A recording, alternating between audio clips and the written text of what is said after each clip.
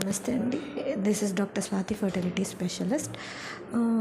ఈరోజు world IVF day. So ఈరోజు ఒక సక్సెస్ స్టోరీ చెప్తాను. స్ట్రగ్లింగ్ సక్సెస్ స్టోరీ అని చెప్పుకోవచ్చు. ఎందుకంటే వీళ్ళకి మ్యారేజ్ అయ్యి ఆల్మోస్ట్ 8 years కంప్లీట్ అయ్యి 9 years పడింది. సో మేల్ ఫ్యాక్టర్ ఇష్యూస్ ఉండడం వల్ల వాళ్ళు అంతగా అనుకోలేదు యాక్చువల్ ట్రీట్మెంట్ తీసుకోవాలి అని. మేల్ సైడ్ నుంచి తీసుకుంటున్నారు, బట్ ఫీమేల్ సైడ్ నుంచి ఎవాల్యుయేషన్ లేదు. సో ఆఫ్టర్ 8 years కంప్లీట్ అయిన తర్వాత ఇంకా ఏజ్ రిలేటెడ్ ఇష్యూస్ వస్తాయని చెప్పి ట్రీట్మెంట్కి ఐవీఎఫ్కి వాళ్ళు చూస్ చేసుకున్నారు.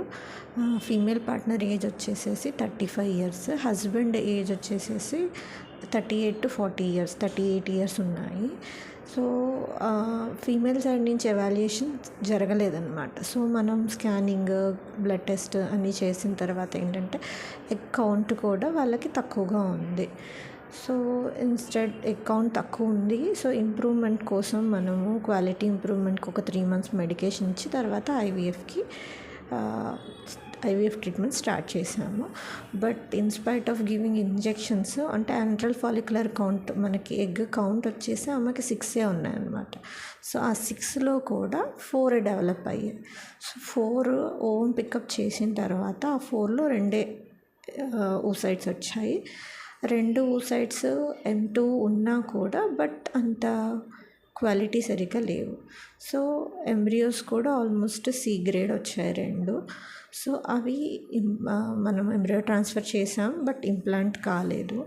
సో నెక్స్ట్ ఆప్షన్ వాళ్ళకి ఏముంది అని వాళ్ళు అడిగినప్పుడు జనరల్గా ఇలా సర్టెన్ జరుగుతూ ఉంటాయి. సో అప్పుడు ఏం చేయొచ్చు, ఎగ్ కౌంట్ లో ఉంది అన్నప్పుడు options, what are the options అంటే ఎంబ్రియో పూలింగ్. మన సెల్ఫే కావాలి, ఓనే కావాలి అనుకున్నప్పుడు మనకుండే ఆప్షన్స్ ఏంటి అని అంటే ఎంబ్రియో పూలింగ్ అని చెప్తాం అనమాట. అంటే మల్టిపుల్ స్టిమ్యులేషన్స్ చేసుకొనేసి వచ్చిన single euploid embryo, even single embryo వచ్చినా దాన్ని ఫ్రీజ్ చేసుకొని మల్టిపుల్ సైకిల్స్ చేసుకున్న తర్వాత ఎంబ్రియో పూలింగ్ చేసుకొని దాన్ని మనం ఎంబ్రియో ట్రాన్స్ఫర్ చేసుకుంటాం అనమాట.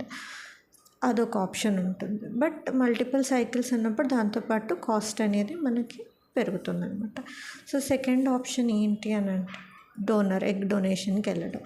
డోనర్ ఎగ్ తీసుకొని హస్బెండ్ స్పర్మ్ తీసుకొని ఎంబ్రియో తయారు చేసుకొని ట్రాన్స్ఫర్ చేసుకోవడం.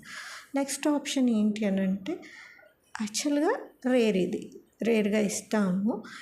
ఇన్స్పైట్ అన్నీ బాగున్నాయి అంటే ట్యూబల్ ఎవాల్యుయేషన్ కూడా అయింది, ట్యూబ్స్ బాగున్నాయి అన్నప్పుడు మా ఓనే కావాలి, బట్ అంత డబ్బులు మేము పెట్టుకోలేము మల్టిపుల్ సైకిల్స్ అన్నప్పుడు మేము ఇచ్చిన ఆప్షన్ వాళ్ళకి ఏంటి అని అంటే ఐఓఐ ట్రై చేద్దాము అని చెప్పాము. ఐవీఎఫ్ ఫెయిల్ అయింది, ఐఓఐ ట్రై అంటే ఐవీఎఫ్ కన్నా ఐఓఐ తక్కువ కదా మేడం, సక్సెస్ అవుతుందా లేదా అనేసి వాళ్ళని. సో 3 cycles మనం ట్రై చేద్దాము, అవ్వకపోతే వి విల్ డిసైడ్ ఎంబ్రియో పూలింగా లేదా డోనార్ ఎగ్గా అనేది డిసైడ్ చేద్దాము అని చెప్పి. సో ఓకే, వాళ్ళు ట్రస్ట్ చేశారు, నమ్మారు. సో కంటిన్యూ చేశారు. సెకండ్ సైకిల్ ఆఫ్ ఐఓఐతో వాళ్ళు కన్సీవ్ అయ్యారనమాట. ఇప్పుడు almost 12 weeks 4 days. So NT scan కూడా చేసాము, ఎన్టీ స్కాన్ నార్మల్గా ఉంది. సో ఐవీఎఫ్ ఫెయిల్ అయింది, ఇంకా నాకు పిల్లలు పుట్టరు అని ఎప్పుడు బాధపడద్దండి. కాన్ఫిడెంట్గా ఉండాలి. మెయిన్ ఐవీఎఫ్ ట్రీట్మెంట్లో సక్సెస్ మేము పెట్టే మెడిసిన్స్తో పాటు మీరు కూడా ఫుడ్ హ్యాబిట్స్ చేంజ్ చేసుకోవాలి, లైఫ్ స్టైల్ చేంజ్ చేసుకోవాలి. అంత డిప్రెస్డ్గాను బాధగా ఉండకూడదు, స్ట్రెస్ ఫ్రీగా ఉండాలి మనం.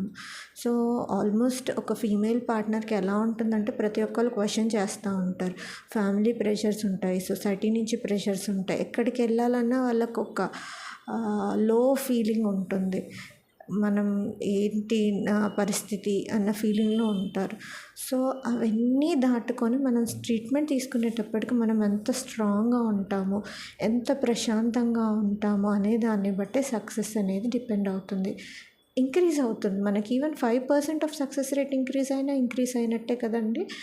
సో స్ట్రెస్ అనేది లేకోకుండా మనం ప్రయత్నం చేసుకోవాలి. యోగా, మెడిటేషన్ ఇట్లాంటివి ట్రై చేసుకోవాలన్నమాట. సో వీళ్ళు మమ్మల్ని నమ్మారు, స్ట్రాంగ్గా నిలబడ్డారు, సక్సెస్ చూశారు. సో ఎప్పుడైనా సరే ఐవీఎఫ్ ఫెయిల్ అయింది, ఐయుఐ ట్రై చేయొచ్చు. ఐయుఐ ఫెయిల్ అయింది, ఐవీఎఫ్ ట్రై చేయొచ్చు. ఒక్కొక్కసారి అన్నీ ట్రై చేసి ఫెయిల్ అయిన స్పాంటేనియస్గా అంటే న్యాచురల్గా కూడా కన్సీవ్ అవుతారు. నేను ప్రీవియస్ వీడియోలో కూడా చెప్పాను, 2 స్టోరీస్ చెప్పాను, success stories who conceived naturally in spite of lot of problems, in spite of PCOD, in spite of tubal block, in spite of low sperm count. So sometimes miracles happens. ఇప్పుడైతే మనం అన్నీ వదిలేసి ప్రశాంతంగా ఫ్రీగా ఉంటాము, ఏదైతే అది అవుతుంది అని అనుకుంటాము. సక్సెస్ చూసే వాళ్ళు కూడా చాలా, అన్ని ట్రీట్మెంట్స్ ఆపేసిన తర్వాత స్పాంటేనియస్గా నిలబడిందని వచ్చే వాళ్ళు కూడా చాలామంది ఉంటారు. సో ఎప్పుడు హోప్ వదిలేసుకోవద్దండి. మనము ఒక ట్రీట్మెంట్కి వెళ్ళేటప్పటికి ఆ ఫైనాన్స్ చూసేటప్పటికి డబ్బులు ఖర్చు అవుతున్నాయి, సక్సెస్ రాలేదు అన్నప్పుడు ఇంకా డిప్రెస్ అవుతూ ఉంటారు.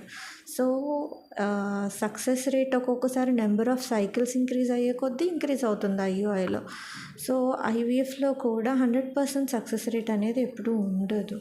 So depends on multiple factors ఉంటాయండి సక్సెస్ రేట్ అనేది డిపెండ్ అవ్వడము.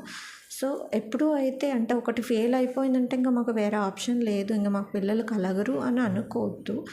So don't lose hope. Have a nice day everyone. Thank you all for watching.